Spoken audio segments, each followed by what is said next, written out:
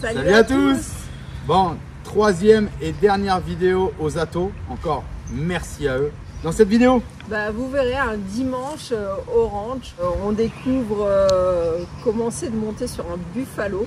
ouais, grave. Ça, c'était exceptionnel. Et ce qui est drôle, c'est que vous verrez qu'on est avec une jeune femme de l'Ato avec nous qui est employée depuis peu et qui n'avait pas fait non plus toutes les activités qu'on fait, qui en a profité. C'était trop bien pour elle. C'est pas des activités. En fait, ils veulent faire venir du tourisme. Ils veulent montrer, comme tous les Vénézuéliens, comment est le Venezuela pour de vrai et pas comme ce que vous voyez à l'extérieur. Et tout le monde nous le dit, c'est trop bien ce que vous faites, vous montrez le vrai Venezuela. Et puis c'est pas seulement des activités, c'est des choses qu'ils font réellement dans travail, l'Ato, mais pour nous c'est comme une activité parce que c'était exceptionnel. En tout cas c'était vraiment chouette, on avait la maison pour nous tout seuls, on était nourris, logés, tout ce que vous voulez. C'était vraiment incroyable comme tout ce qu'on passe au Venezuela. Je vais le dire à chaque vidéo, mais c'est vraiment fort ce qu'on fait. C'est fort ce qui se passe avec les Vénézuéliens, l'accueil, on n'a jamais vu ça ailleurs. On n'a jamais vu ça de notre vie ailleurs, c'est vrai. C'est hallucinant. Donc n'hésitez pas à venir dans ce pays magnifique. Et bonne vidéo. À bientôt. À bientôt. Ciao. Bisous bisous. Bienvenue sur la chaîne XTG Family. Accompagnez-nous sur les routes d'Amérique du Sud, où nous voyageons depuis plus de 5 ans.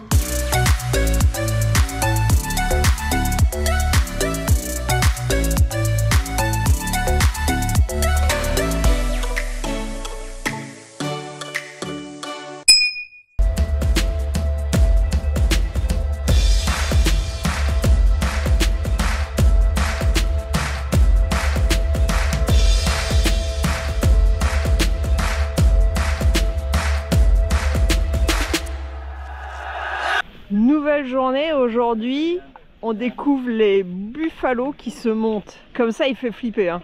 Honnêtement, ils disent qu'ils sont super doux, qu'ils agressent pas.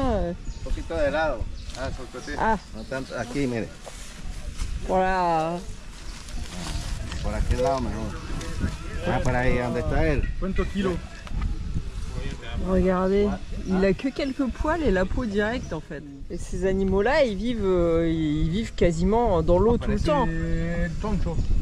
Ouais, on dirait un peu comme un cochon poilu. Ça vit dans l'eau, hein, dans la merde. Regardez ces cornes, ça fait flipper. Et il le monte. Et je sais pas si nous on va le monter ou quoi. Moi je veux bien, hein. Faire du rodéo. C'est nous qui allons monter dessus. Julien commence.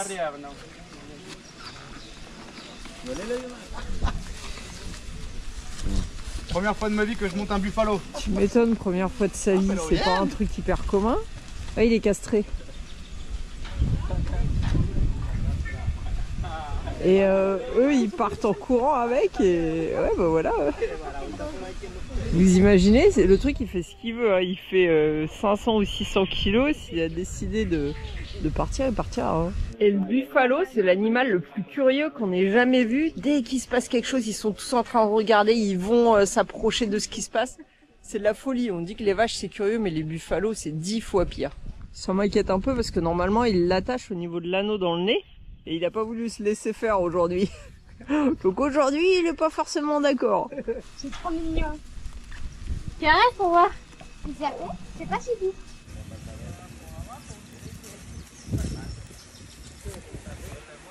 Allez, on fait tous notre petit tour. On pourra dire qu'au moins une fois dans notre vie, on est monté sur un buffalo.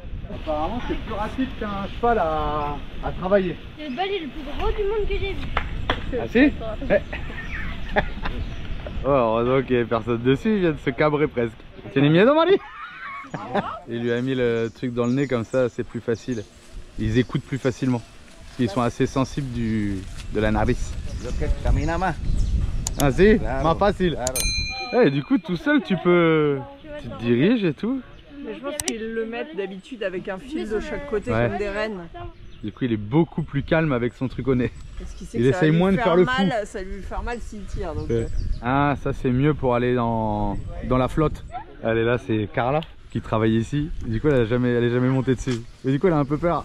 C'est rigolo parce qu'en fait, elle a fait des études dans ce domaine-là parce que il y avait plus de place pour faire ce genre d'études. Elle voulait changer de domaine après à l'université et finalement elle est tombée amoureuse de ce travail à la ferme, mais elle y connaissait rien à la base. Et là elle est à fond, hein. C'est elle qui nous est la guide un peu hier. Ouais, et elle adore. Ouais, grave. Mais c'est drôle parce qu'elle est plus dans l'esprit un peu européen, les normes de sécurité, tout faire bien, la productivité. Quand tu vois les janeros pieds nus.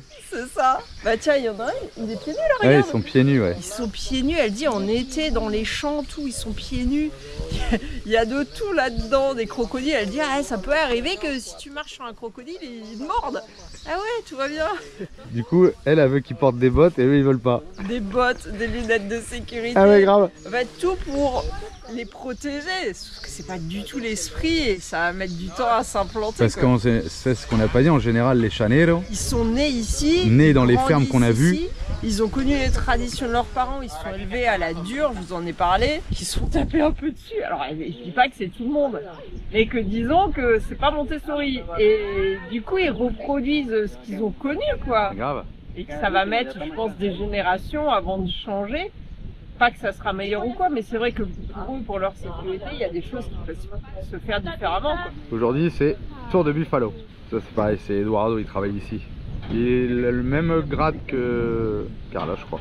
Elle, son travail, c'est d'améliorer un peu la production, de voir ce qui peut être modifié pour que ça soit plus rentable. Bon bah Alex, il veut refaire du buffalo. Il dit qu'il préfère le buffalo au cheval, Alex. Allez, ciao, chanero. C'est ce que je disais, le Venezuela, franchement, c'est le pays où on est plus avec les gens, on fait beaucoup d'activités qui sont pas forcément touristiques. Et ça, c'est super cool parce que les gens viennent vers toi et aiment te montrer leur culture, leur travail. Et ça, c'est génial. Va falloir acheter un buffalo du coup. On va acheter un buffalo. Ouais.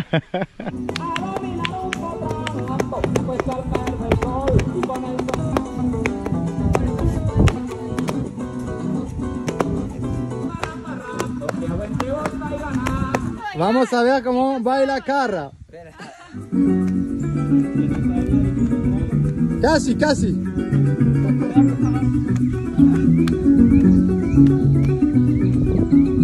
On va manger.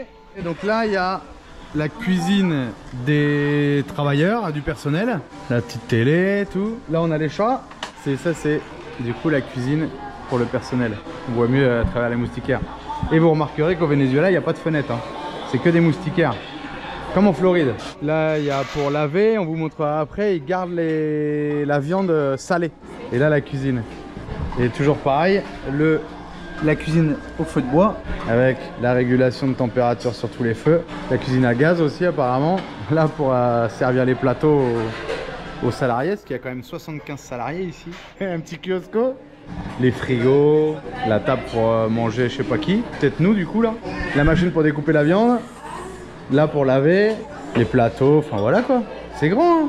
Et donc au Venezuela on boit beaucoup d'agua panel et là c'est avec du citron. Pétacoula, c'est frais, super bon. En fait là du coup c'est la table du personnel. Viande de vache, ah la viande d'ici, lentilles, riz et yuca cuit à l'eau. Attends, en France ça se dit manioc. Ah manioc cuit à l'eau celui-là. Ouais, je pense. Ok. Allez, bon appétit.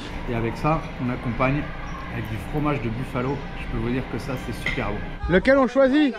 Garfield, El Diablo, Ouais. là c'est Angel. Et les autres? Les autres sont pas non. Ici, ils gardent la viande salée. Ah, pero no hay. No, no hay.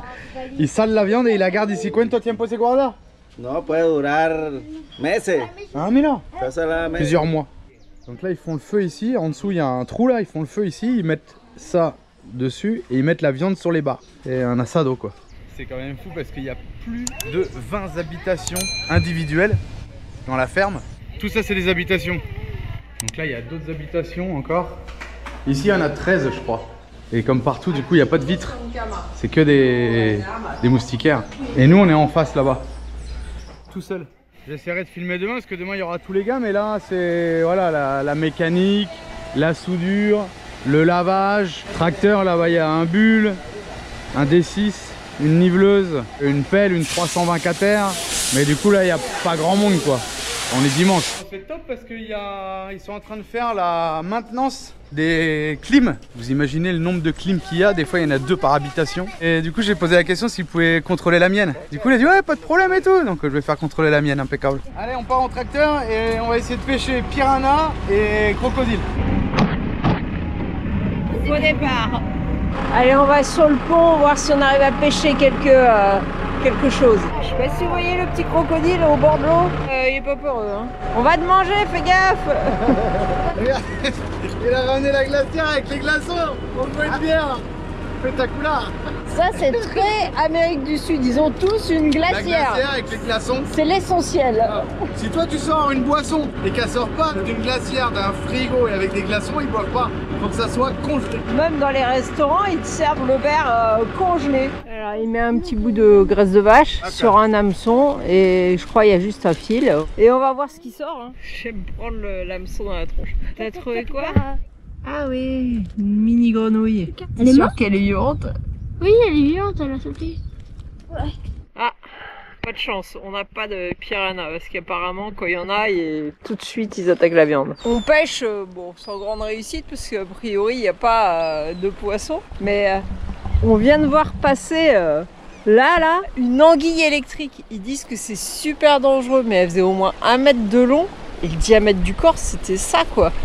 Quasiment 10 cm de diamètre, mais un truc énorme. Et ils disent que tu peux mourir l'électricité de cette anguille apparemment. Ils sont beaucoup plus patients que nous. Il lance, il lance. Il a même plus de viande sur son hameçon, mais il lance parce que le tumblador, l'anguille électrique, elle est par là. Elle doit vivre là-dessous, là, sous les petites îles flottantes. Et il se dit, ouais, je vais peut-être l'attraper, on sait jamais. Alors en plus, apparemment, c'est même pas très bon à manger parce que c'est plein d'arêtes et c'est dangereux parce que le corps envoie l'électricité. Les enfants, c'est pareil, ils sont à fond. Alice, Comment c'est chaman? elle y croit. Tremblador. Tumblador, je crois. Là, il y a un poisson comme un anaconda qui est électrique. Si, creo. Il va le buter à la machette. Énorme. Et ça tue un homme. Tiens, touche-le. Allez, un peu là. Non, avec tes mains. J'essaie de faire venir le truc, mais il vient plus. Ah! Ça fait combien de temps qu'on y est? Je sais pas. On a vu un poisson super dangereux là, mais il était prêt avec la machette à le couper. Bah apparemment ils ont des zones, donc il est dans cette zone là. Mais c'est énorme, on dirait un anaconda. Ils disent, après ils disent ce qu'ils veulent, mais que quand ils voient des hommes passer, ils se mettent dans cette zone là pour les piquer volontairement. Moi j'y crois pas trop, mais du coup le poisson il aimerait électrocuter les gens, mais du coup comme c'est dangereux, 3 électrocutions ça peut tuer une personne. Marie, mets les 2 mains. Non, essaye, vas-y, je te donne $1. Non, je veux bien faire par contre. Toi, pour combien tu sautes dans l'eau? $1, mais il faut que je sois un maillot. Parce que là. Comme si t'as $1, maintenant elle saute dans l'eau, elle est malade elle. Alex il pêche. Bah maintenant quand il dit sauter dans l'eau, c'est sauter et courir. Ouais. Bah oui, je vais pas rester. Et tomber. J'ai essayé de m'approcher du crocodile.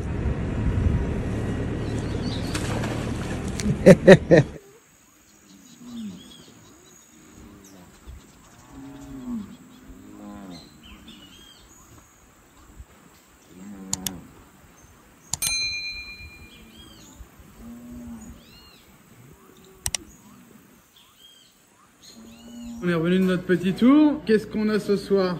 Poulet, riz et banane douce. Et là, je sais pas si vous avez montré, il y avait un petit kiosco. Ils ont des petits médicaments, ils ont des trucs. Les mecs peuvent acheter des petits sodas. Ça se prépare, ça se prépare. Regardez les beaux petits plateaux là. Viande de bœuf, banane, j'ai dit, riz et fromage de buffalo. Bon, maintenant ça donne à manger au chat. Qu'est-ce que vous donnez à manger? Les restes? Vas-y Manu.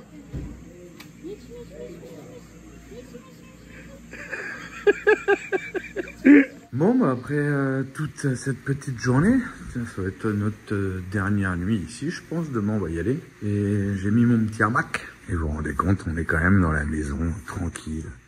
En train de charger une vidéo. Impeccable, dans mon petit hamac en cuir de vache. Donc là, on a côté poil. Et là, on a côté cuir avec le petit truc au-dessus, là. Donc je l'avais mis côté poil. C'est vrai que ça pique un peu. Du coup, je l'ai mis comme eux, côté cuir. Mais c'est moins joli. Côté poil, c'est plus joli. Un gros bloc de cuir qui prend en sandwich. Et un anneau. Et là, ils ont fait toute la maintenance des clims aujourd'hui. Et du coup, j'en ai profité. Ils m'ont nettoyé la mienne. Ils ont fait un petit entretien sur la clim du camion. Et là, ils ont fait la maintenance de celle-là aussi. Et elle marche carrément mieux. Il fait super froid. 24 clims, je crois, la maintenance. Une fois par an. Après cette journée, on fait quoi? Ah, on essaie de vider l'ordinateur.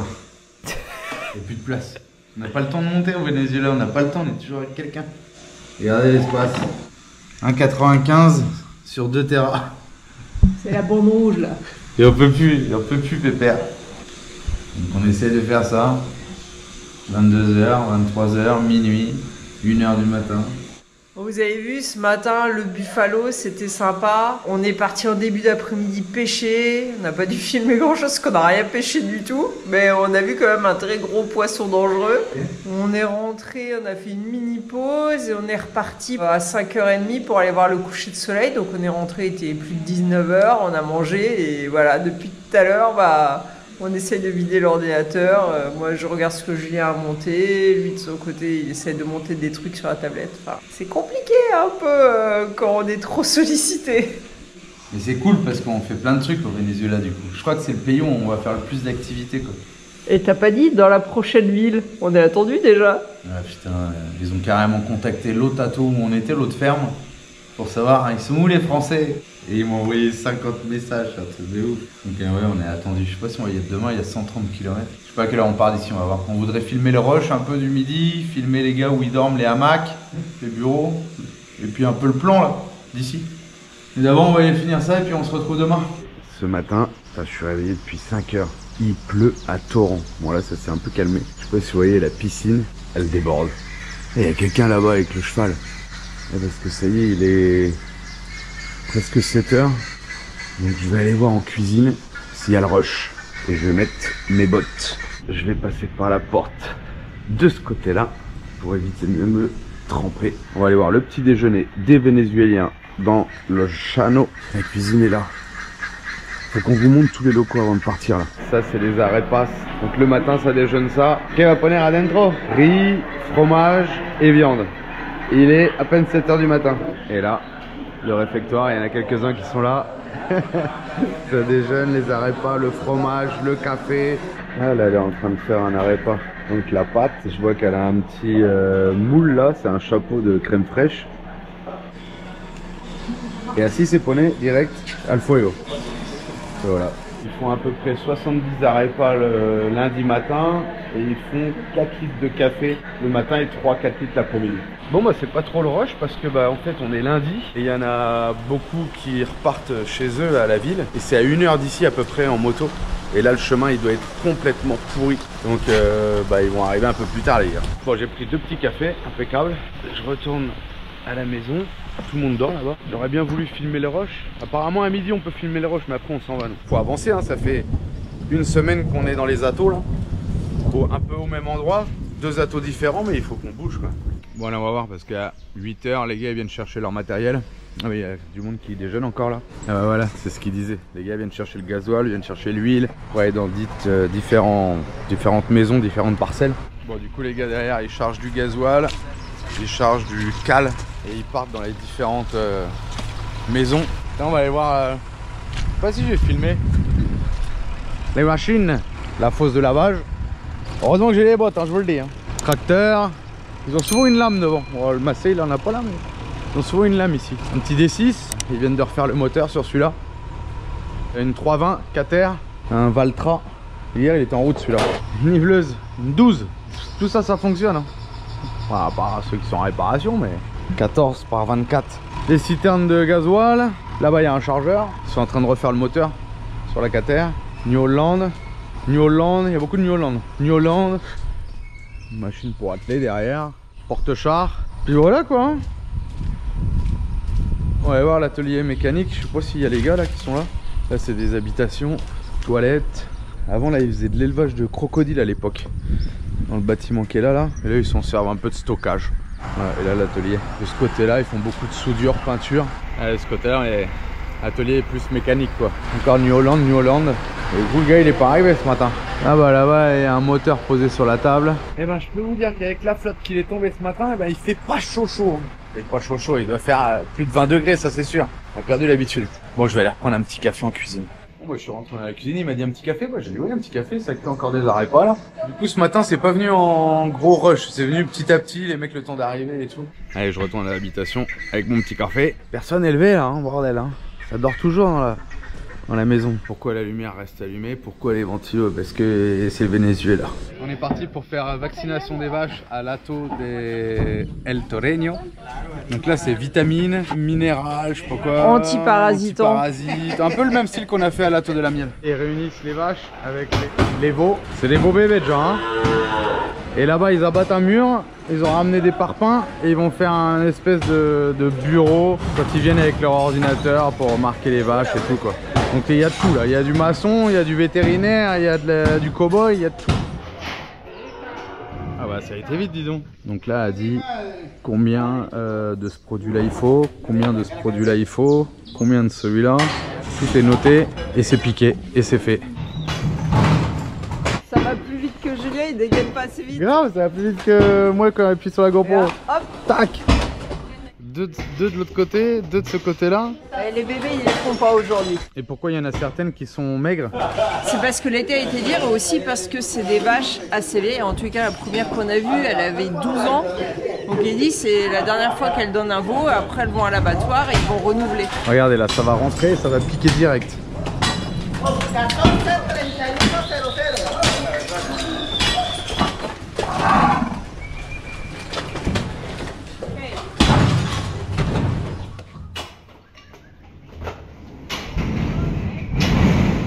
Pas le temps de réfléchir, c'est instantané. Et du coup elles ont leur numéro là et la note du coup 323. Tout ça c'est répertorié sur un cahier et après informatiquement. Et il y en a qui ont des puces, des puces électroniques pour les reconnaître avec un appareil. Et en fait pourquoi ils continuent à faire le fer sur les animaux? Pour pas qu'on les vole parce que c'est visuel et du coup les gens les veulent pas. Ouais, s'il y avait que la puce, les gens disent elles sont pas marquées, je la prends. Il y a une autre explication. Quand ils vont les chercher dans des trucs qui font 100 hectares, ah oui. Au loin ils voient les numéros. Si, le désinfecte parce qu'il devait avoir... Ah ils l'ont fait le faire, ils l'ont marqué, du coup ils redésinfectent.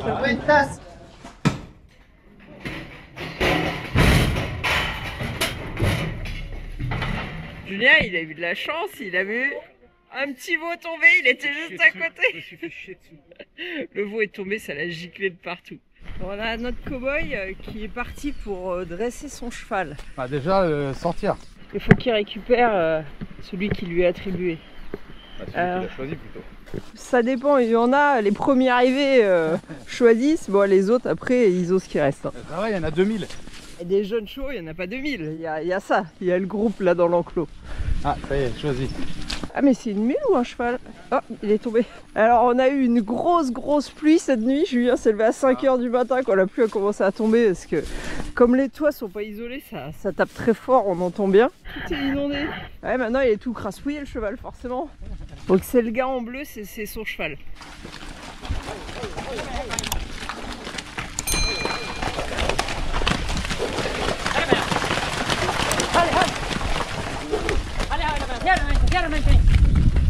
Ouais, ça va, ils ont pas mal réussi à l'avoir sans trop de complications celui-là.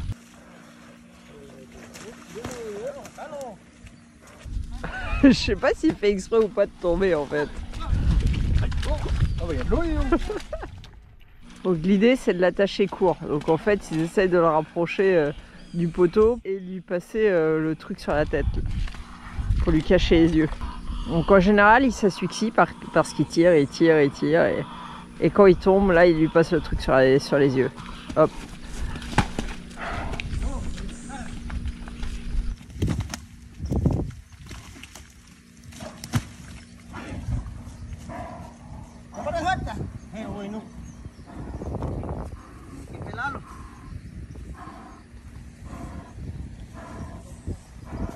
Après, ils en profitent pour lui attacher les deux pattes. Vous avez vu comment il faisait pour éviter qu'il puisse courir, qu'il rue partout et pouvoir travailler avec lui pour lui apprendre qu'il doit pouvoir prendre quelqu'un sur son dos.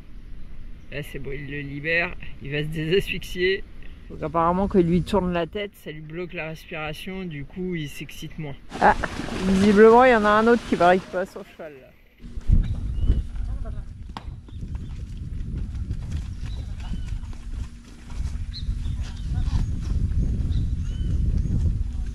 Ah, je pensais qu'il le mettait à ce poteau-là, mais non, il l'emmène plus loin.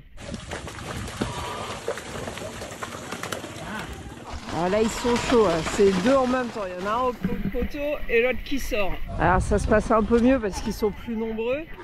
Mais bon, il y en a toujours qui ont la tête dure, hein. Celui-là, il veut pas, hein.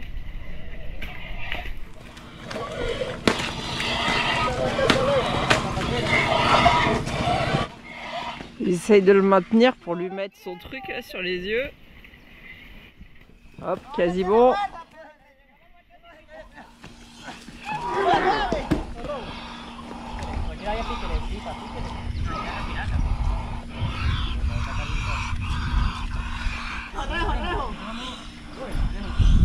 Ils n'arrivent pas à enlever le fil, ils le coupent, parce qu'il est en train de s'étouffer.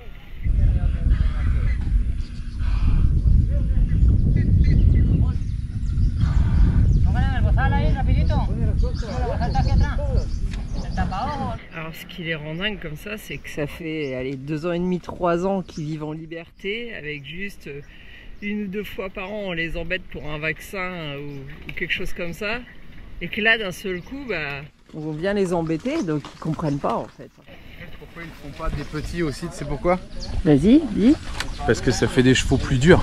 Ils ont vécu 2-3 ans libres, tu vois ce que je veux dire? Ah, peut-être. Si tu le couves de tout petit, tu lui donnes une carotte, ça fait les jeunes d'aujourd'hui. Tu vois ce que je veux dire? Là, ça fait des vrais chevaux quoi. Peut-être. Non mais je pense hein.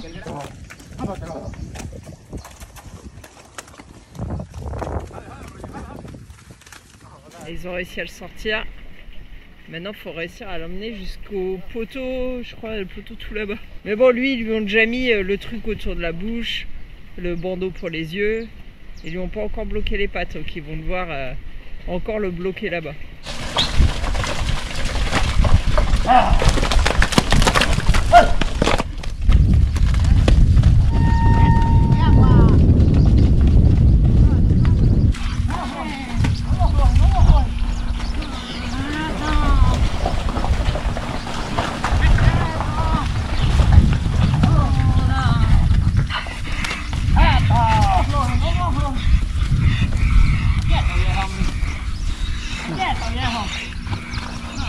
Moi, je sais pas si ça vous plaît comme image, mais moi je kiffe. Bon, alors là, on va vous montrer où dorment certains chaneros. Parce qu'il y en a qui préfèrent dormir dans des hamacs. Et moi, c'est là-dedans. Mais en fait, je crois qu'ils dorment tous là. Hein. Téléphone. Ah ouais, les hamacs, ils ont enlevé. Donc là, ils ont quoi lavé l'un ici. Là, il y a les douches. Douche, chiotte. Ça fait 3 jours qu'on est là, il y a les hamacs et là, il n'y a pas d'hamac. Voilà, il y en a un qui est relevé. Ils ont tous des hamacs avec moustiquaires. De là à là. De la barre à la barre. Parce qu'ici, tu peux pas dormir sans moustiquaire. Hein. Ouais, c'est ça, ils sont en boule. Peut-être pour pas que s'accumulent les moustiques. Il n'y a pas de placard ou quoi là. Chacun met son linge un peu à sa place et ils sont là pour la semaine, donc du lundi au vendredi. Et souvent le vendredi, ils repartent au village et ils reviennent le lundi. Ils ont leur moto, leur chargeur de téléphone, 2-3 trucs qu'ils récupèrent. Et dans la maison, là c'est des tubes, mais dans la maison il y a des anneaux partout. Ouais, pour ceux qui veulent dormir en hamac, ouais, dans les murs il y a des anneaux qui sortent et... Parce que je sais pas si vous vous rappelez qu'on avait été filmé à l'hôpital, parce qu'il y a des gens qui supportent pas de dormir dans des lits ici. Ils ont l'habitude de dormir en hamac et même à l'hôpital il y a une salle avec des hamacs quoi.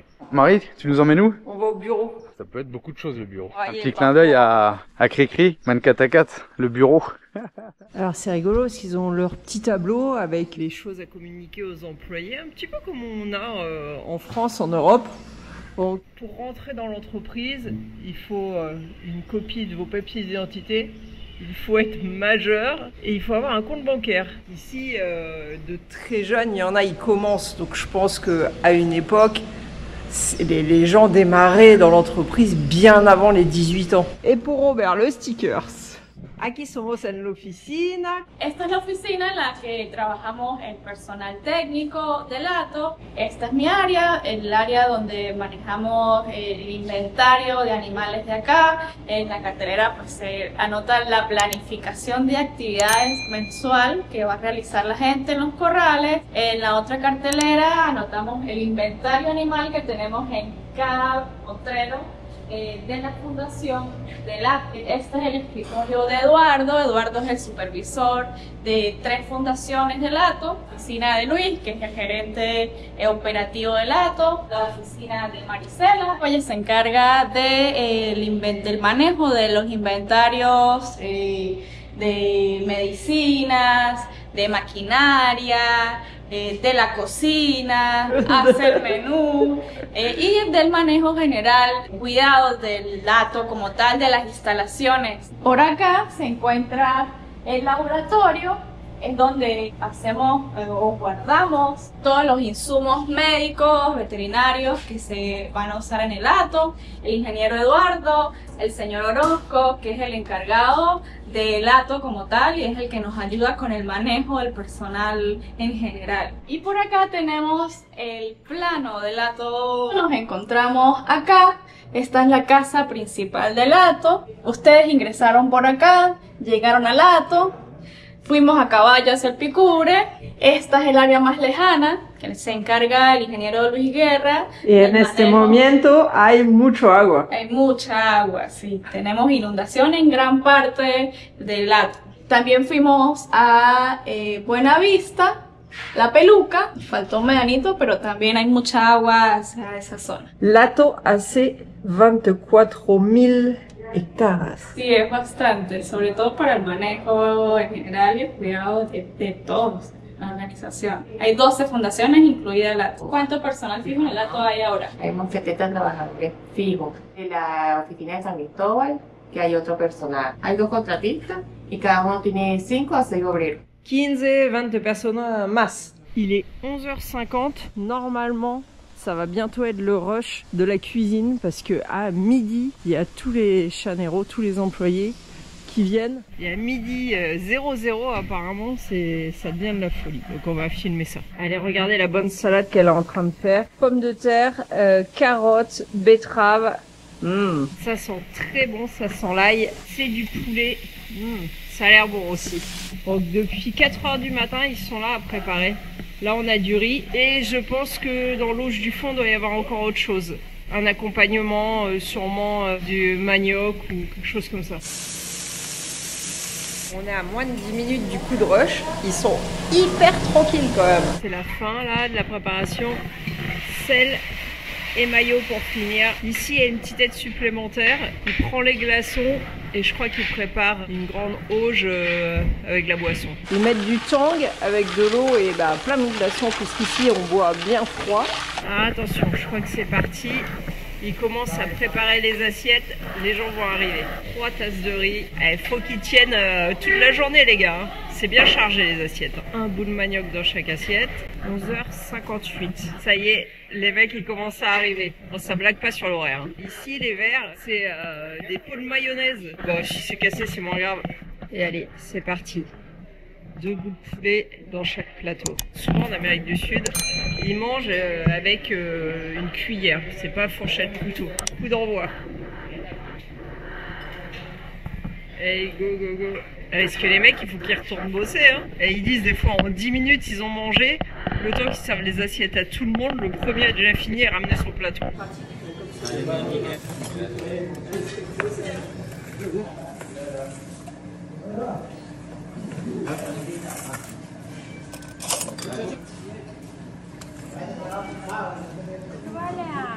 Bon provecho. Allez, ça continue. Il y a toujours plus de gars qui viennent manger. Il y a de l'efficacité, tu sens qu'il y a de l'expérience. C'est comme ça matin, midi et soir. Alors soir, c'est 17h ici le repas. Dernier repas à l'ATO, poulet, riz, salade, yuca.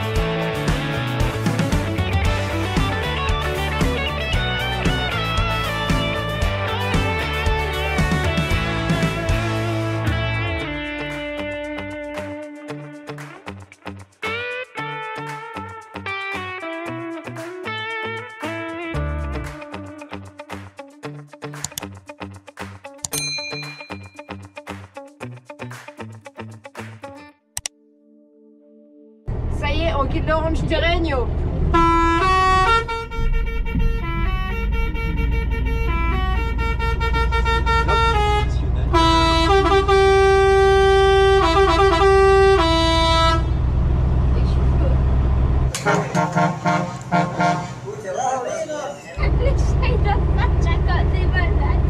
Bon, c'était super. On a passé un super moment au ranch. Aux deux ranchs. Ouais, dans les deux ranchs, Hato de la Miel et Hato El Terreño. Et là, vous voyez les chevaux qui sont en train d'être apprivoisés. Et on a raté le meilleur moment. Il y en a un, il est passé par-dessus la tête du cheval. Et évidemment, bah, on l'a pas filmé. Bon alors, c'est la merde, c'est que bah, la route, elle a l'air assez large pour qu'on se croise en se mettant chacun un peu dans l'herbe. Mais comme il a plu ce matin, il pleut depuis un moment, mais en particulier il a plu ce matin, on s'est mis un peu sur le côté, on a failli rester planté encore une fois comme l'autre jour. Bah, du coup, il recule.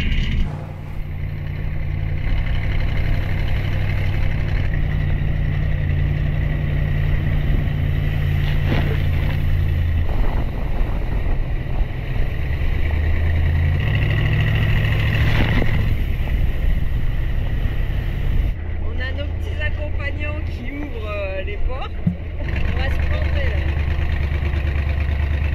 Ils disent qu'en cette saison il y en a beaucoup qui se plantent. Regardez les énormes oiseaux. Ouais, ils font plus d'1 mètre de haut. Et regardez leur gros cou là. C'est un gros classel.